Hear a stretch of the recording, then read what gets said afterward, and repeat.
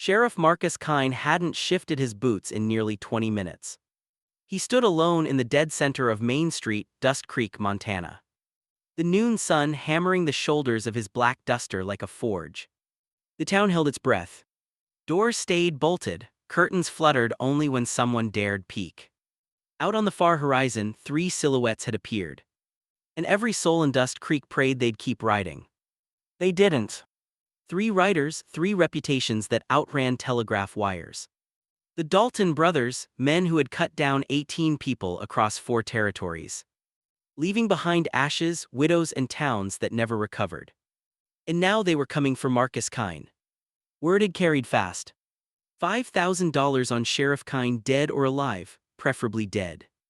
The Daltons were professionals, they'd accepted without hesitation. But what no one outside Dust Creek knew, what no outsider ever truly understood, was that this town still stood for one reason only. Marcus Kine. 10 years earlier, Dust Creek had been a carcass waiting for vultures.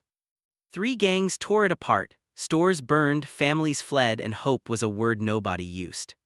Then one man rode in. No deputy, no posse.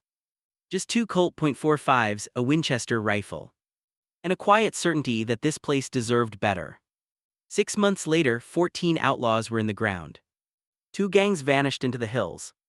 The 3rd gang's leader swung from a rope on a Tuesday morning. And Dust Creek breathed again. Now 400 people lived here. Raised children here. Built futures here. All because Marcus Kine had once walked into a dying town and said, "Not today. But today." 3 men were coming to erase him. Dust rolled behind the Daltons as they rode into full view. Rifles glinted, revolvers hung low for quick hands. Marcus didn't move. Didn't blink. He had stood like this many times before, and he was still alive. But before I show you what happens next, if you're enjoying this ride through the frontier, tap that like button. And if you're new here, saddle up and subscribe. Tell me where in the world you're listening from. I love seeing how far these old trails reach. Now stay with me, because this is where the story turns. It was August 1891 in the Montana Territory, and in his 42 years Marcus Kine had known 4 kinds of men. Those who talked loud and folded fast. Those who fought hard but died foolish. Those who moved quick but thought slow. And the last kind, the rarest, cold professionals who killed without fear, hesitation, or mercy. The Dalton brothers were the 4th kind. Marcus had worn Dust Creek's badge for 16 years. Before that, he'd spent 6 as a Texas Ranger. At 26, the desperate town council had begged him to take command. He said yes. Not for the money, though $200 a month helped. But because Dust Creek reminded him of the home he'd once lost. Good people scared people. People who deserved a man willing to stand between them and hell. He learned the town in a month. In the next, he killed Blackjack Kellerman in a gunfight. Then 4 more of Kellerman's men the very next day, 7 against 1. Marcus walked away, 4 never stood again. The Henderson gang tried shadows and ambush. 5 men. Marcus killed 3 and wounded another, the last fled. Henderson challenged Marcus to a fair duel, but hired a sniper anyway. Marcus dropped to a knee, dodged the bullet, and put one in Henderson's heart. His second shot took the sniper off the roof. Only the Morty brothers remained, smarter than the rest. Which was why Marcus saved them for last. He spent 3 months building evidence. Witnesses slowly started trusting him. In the end, there was enough proof to hang the Mortys 3 times over. They swung on a Tuesday. Marcus watched not for satisfaction, only duty. Dust Creek flourished after that. A mine reopened, stores returned, families rebuilt. All because one man decided the town was worth saving. And now 3 killers had come to end that chapter. Marcus checked his Colts, 12 rounds total. If this fight lasted longer, he knew he wouldn't live through it. The Daltons halted 50 yards away, a soldier's distance. Then they dismounted, every motion sharp, practiced, disciplined. James Dalton stepped forward. Tall, lean eyes like winter steel. Former cavalry turned outlaw. Robert and Thomas followed, twin mountains of muscle with twin revolvers. Sheriff Kine, James called. "We got no quarrel with your town, just you." "That is a quarrel with my town," Marcus answered. "I am this town." James didn't smile. The Garrison family posted $5,000 for you. Dead or alive? I shot Samuel Garrison after he killed a clerk and fired at me, Marcus said. It was lawful. His father disagrees, James replied. We're businessmen, nothing personal. Marcus tilted his head. So you murder for wages? Robert laughed. We kill for lots of reasons, money's just easy. Thomas Quieter Scarred added.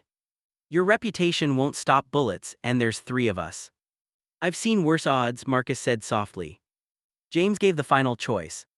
Draw or surrender. Marcus looked them over, calculating. James, strategist. Robert, brute who'd charge. Thomas, fastest hand. Then the sheriff spoke, voice like iron cooling in water. I'll give you 3 seconds to ride out. Because in 4 seconds you'll all be dead. Thomas sneered, bold words for a dying man.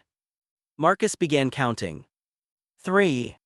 The Daltons spread out, left, right, center. Classic kill formation. 2. Marcus' hands hung loose by his sides. Every muscle loaded like a cocked hammer. 1. James moved first. Fast, very fast.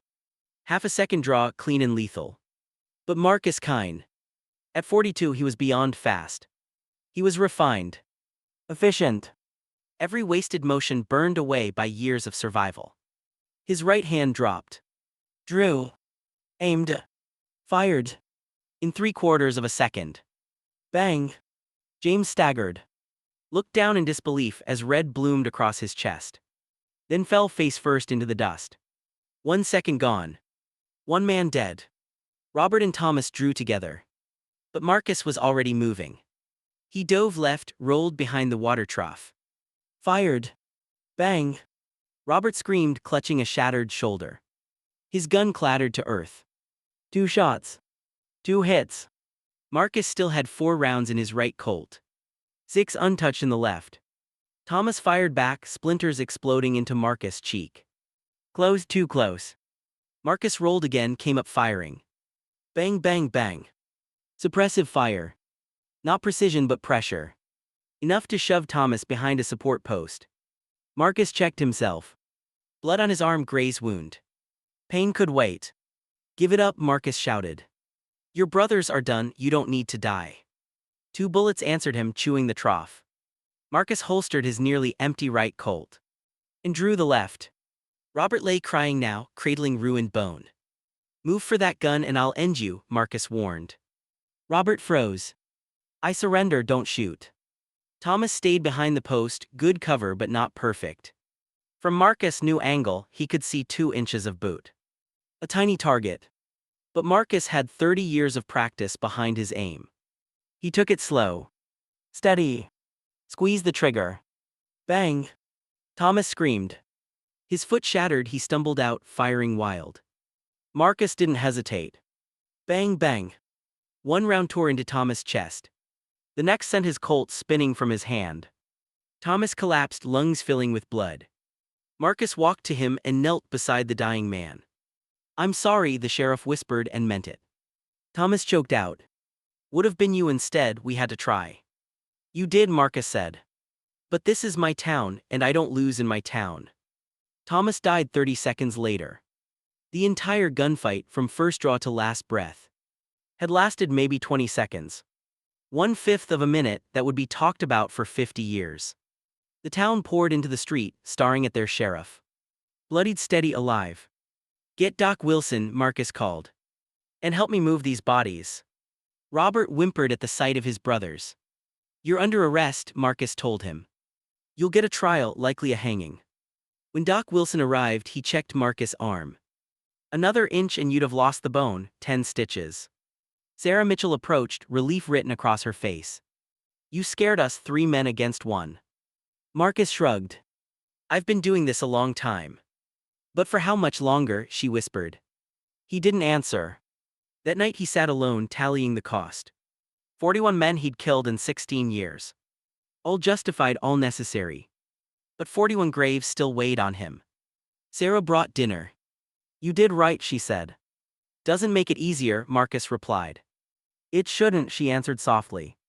That's what separates you from them. 3 days later, a telegram arrived from Wyoming. Bounty withdrawn. You win, Kine. My boy got what he deserved. No more blood. Frank Garrison. Mayor Collins sighed with relief. It's over. For now, Marcus said quietly. There's always another threat. Collins studied the aging sheriff. You ever think about retiring? Retire to what? Marcus asked. This is my life. 5 years slipped by between 1891 and 1896, and Dust Creek changed faster than anyone believed possible. The railroad came, a proper hotel went up, 2 more saloons opened their doors. A photography studio, a telegraph office, a newspaper. The school expanded, the church got a full-time minister. Population climbed to 600. Prosperity settled over the town like a warm blanket. And Marcus aged. 47 now. Hair streaked with gray.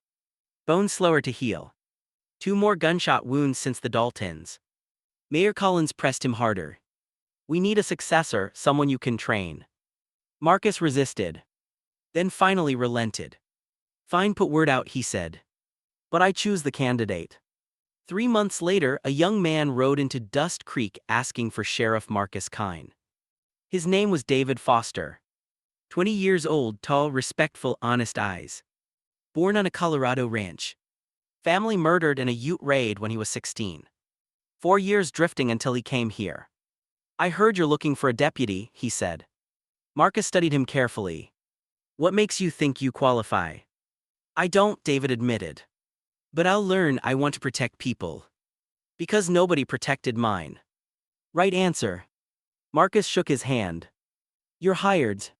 Training was brutal. Dawn runs, long rides. Combat drills until hands bled. Tactics, law, endless paperwork.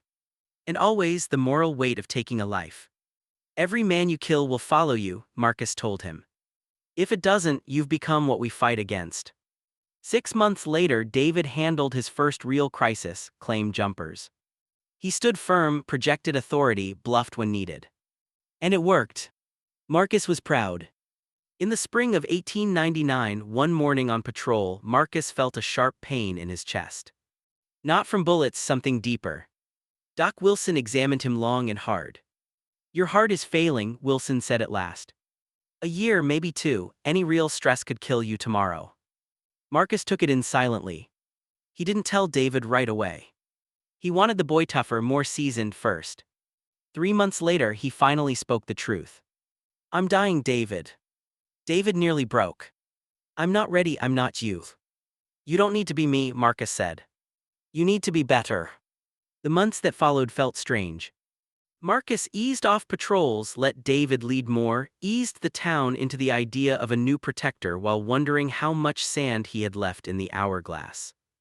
The end came in March of 1900. No gunfire. No showdown. Just a quiet night where a tired lawman lay down in his room behind the office. Closed his eyes and never opened them again. He was 50. Dust Creek, now 700 strong, attended his funeral. Largest gathering the town had ever seen. Mayor Collins' voice cracked during the eulogy as he said that when the town had needed someone to stand between them and hell, Marcus Kine had stood and never stopped standing. When the service ended, David Foster pinned Marcus' badge worn for 24 years to his own chest. And Dust Creek moved forward. 3 months after Marcus' death, 4 armed men tried to terrorize the town. Young, cocky, dangerous looking. David faced them in the same place where Marcus had fought the Daltons. You're not kind, the leader mocked. You're right, David said calmly. I'm Sheriff Foster, and this town is still protected. The men saw something in his eyes. The shadow of a legend behind him. And they chose life over pride, turned their horses and rode out. Sarah told David afterward. He would have been proud you stood. Dust Creek grew into a real city by 1905. Electric lights, telephones, civilization. But every year on March 15th, the town gathered at Marcus Kine's grave and read the words carved into stone.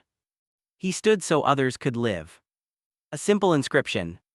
A perfect truth. Parents told their children the stories.